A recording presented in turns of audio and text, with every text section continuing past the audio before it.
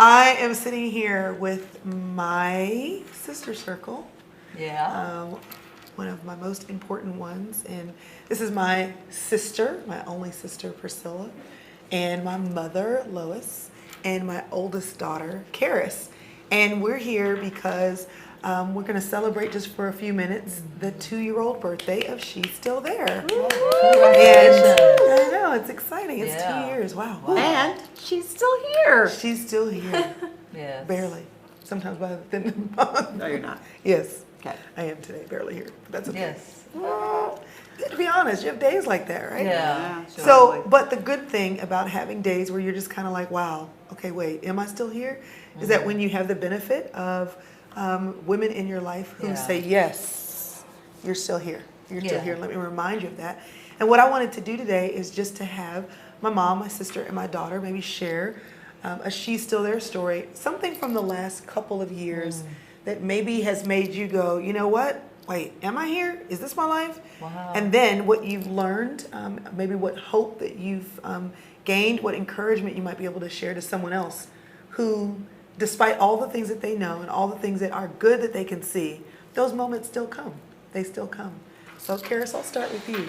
What has been a She's Still There moment for you? I think the most recent She's Still There moment that I had was shopping. I love shopping. And That's why you're really my daughter. Nobody told you. We've been keeping a secret from you, Karen. I knew it. But yeah, I was shopping and going to all my favorite stores, and I found myself getting the largest size and going into the fitting room and not being able to fit into the largest size of the store. Wow. And it just like really threw me. And I was like, what? I can't fit in like the largest size in the store anymore? Like that just woke me up. The store you wanted to shop in. Yeah.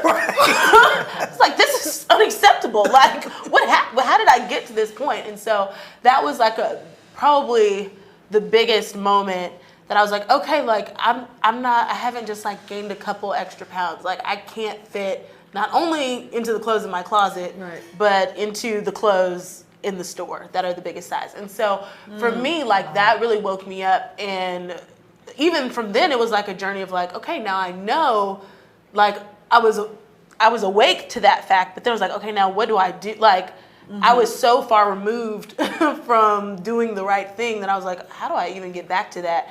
And so even that was a journey, like realizing, oh, like my kids and my husband, like those are just excuses. Like, that's not why I'm fat right now. Like, I've blamed it on that. Like, oh, I'm busy. Oh, my kids I'm tired. I just need to rest and not work out whenever I have the free time. Like, oh, that's just an excuse. Like, the real problem is I have blinded myself to seeing the stronghold that's in my life just because it's easy. And so that just really that moment woke me up to that. And I think from there, it was like a lot of other moments that were like, oh, like being tired is an excuse. Like everybody has kids, and like, look at this fit woman, and she has 5 kids. Like that can't be my excuse anymore. And just lots of little things. So I mean, since then I've lost 30 pounds. Yeah, so that's great. good. It's still going. Because you know what? It's one thing to have the revelation day. It's another thing to actually walk out in the days that follow an actual process to make the change. And that takes bravery and courage that a lot of people, they just don't ever get to the next step. So good for you. Good for you. What about you, Sil? I think a moment for me recently has been, you know, our oldest 2 boys are teenagers now. And it's been hard for me because there's layers of the reasons why. One of them has been a little bit of that detaching, where your boys start to detach and they really become dad's kind of on his hip. And so that happens some in figuring out as a mom how to do that healthfully, where you're releasing them, but you're still their parent. But it's been a little bit disappointing too, because you wake up one day and you realize you're losing this vision of what your family was supposed to be. In terms of the time you were going to be spending together, because they're teenagers now, so that's not as important to them as maybe it used to be. The dynamics that now you have to fight for, sitting around the table, is not important to anybody. That's me. Everybody else would just watch TV and eat dinner. You know what I'm saying? So I've had to regroup and 2 different levels, adjust my expectations, because sometimes I think you have a vision for what your family is going to look like, and then you can either be frustrated that the reality is different, or you can adjust, not lower, but you're adjusting your expectations because you have the spouse that you have who has the priorities that they have, and they're not worse, they're just different than what you thought your family was going to be, or your teenagers would like or be interested in. So I've had to just get back to the table and adjust my expectations. But the second layer of that has been I've had to recalculate and reaffirm the things that actually still are important to me, write those down, and then figure out how to still make those happen within the new dynamic of this season. And some of those things that were important, they drop down to the bottom of the list for this season. It's okay. We get back to that another time. And maybe I'll get back to those with my grandkids one day. You know what I mean? And that's okay. It's a new season, but I think it took a minute for me to sort of decide I'm not going to be frustrated and angsty and just totally out of whack because everything is not the way, in a lot of ways, that I would prefer for it to be. Right. But I am going to reevaluate what are the priorities that still are important because she's still there. So there are things that are important to me about the way I'm raising my kids and the kind of marriage me and Jerry have and the time I want to have for my own health, like you were talking about, Karis, our own health and sanity and all those things. And just readjusting those things and finding them again and writing them down and then saying, okay, what do I have to do to make these things happen? Yeah, recalibration. Yeah. It's a part of life. Yes. And you're right, if you try to hold on to what you were going to do, then you'll constantly be living in a state of disappointment. And you don't have to live that way. You That's can right. reprioritize Yeah. and recalibrate. And even me and Jerry, tomorrow actually will be our 2 days from now will be our 20th anniversary. And we've had to have a couple of really hard, good conversations. Like, what do you need now? This is 20 years ago we got married. That's not yesterday. You old? Yeah, I'm old. You old. I'm not. I'm 27. I am not old. Right. Help me do the math on that because I'm 27. It's Yes. a wonderful thing. Go figure. Anyway. But it's like we honor each other by saying, what is it that actually you need now? The way I loved you 10 years ago. Wow. It just might not It's speak totally love different. to you Yeah, now, right. and what I need now is not the same thing. And so are we going to just live in a state of yesterday and what was okay when we were 3 years in? Or are we going to have honest conversations? This is working for me, this isn't. Right. So let's Yeah, that's recalibrate so we can be happy in the next decade, in the Right. next 20 years. I love That's that. good.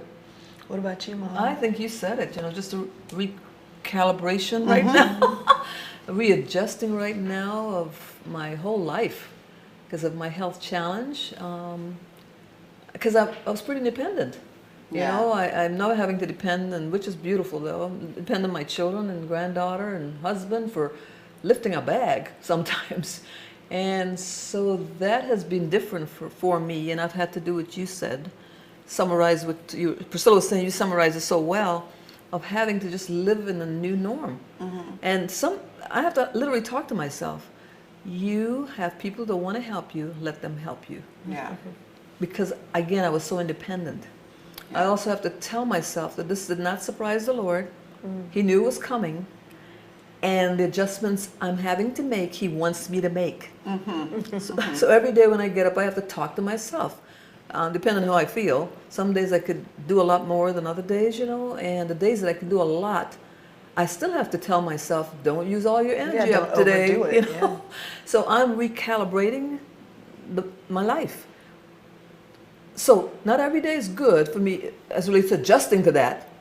Because as I said, I was independent and could get to the grocery store and do what I need to do and just at the drop of a hat because the kids aren't home anymore, It is a new season for me, but now you actually have to call people to help you and things like that. So it's been different, but what's kept me going in the times that I'm like, oh my goodness, I've got to call somebody again, is literally saying in my brain, this is not a surprise to God. Yeah. So He wants you in this season, a season that nobody wants, Yeah. a season of health challenges.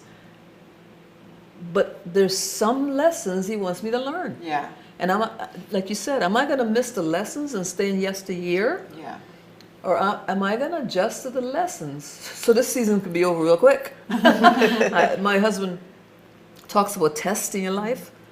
You better do the test and get the test over with when He sends it to you because He's gonna keep you there until you pass the test. Yeah. So all those types of things goes through my mind right now in this health season in my life. And then, so I pretty much talked myself through the new change. And I'm beginning to, if I could use this term, if someone's a little off, but enjoy the fact that he chose to give me a rest period. Because our lives are full, and we loved our life. We love doing ministry. We love our life.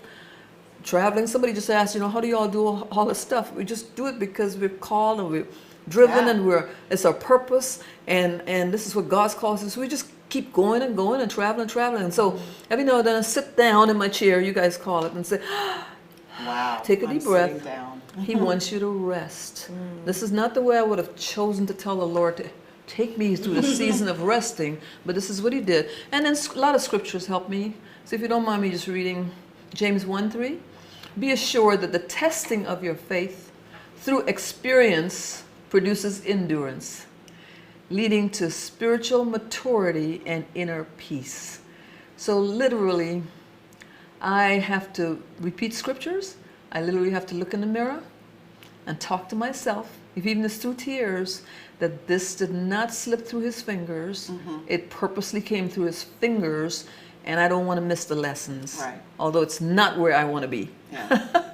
Yeah. That's what I have to share. Yeah, that's so good. I think that if I could just kind of summarize Yeah. one of the things that we all said, or my sister circle here all said, is that life will change.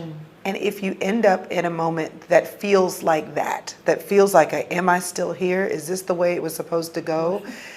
This is not what I anticipated. The key is not to let that stump you or keep you from moving forward. You make adjustments, you recalibrate, and then you say, you know what? Thank you, God, for the opportunity to shift my mindset. Have you ever looked at a woman your age, younger than you, your same age or beyond, and thought, how did she get that wisdom? How did she get that faith? How did she get that strength of character? It's probably because she had or has had more than a few moments where she said, wait a minute, is this how this is supposed to be? Is this what I was intending to happen? And when she realized that it wasn't, she adjusted, she recalibrated, and then she thanked God for the opportunity to grow. So if you're in the middle of a she's still there moment, I just want to encourage you that we all have them, and that we will have them more than once. But what will matter at the end of your life is when they come, whether or not you're willing to have the strength of mind to say, I'll adjust, I'll recalibrate, and thank you, God, for the opportunity to still be here and to grow. So thank y'all for joining me to that was celebrate great. Yeah. second birthday. She's still there. Congratulations. Yes. And if you have no idea what we're talking about, She's Still There. You can get it anywhere books are sold. Yes. That's for you, grown woman. And then for your teenager, Show Up for Your Life. Same material, same message. If you have a daughter, you can do it together. We hope that you show up for your life, because if you're still breathing, the girl in you, she is still there. Amen. Bye. Hi, y'all. I hope you enjoyed that video. Be sure and subscribe so that you are always notified when I upload new content.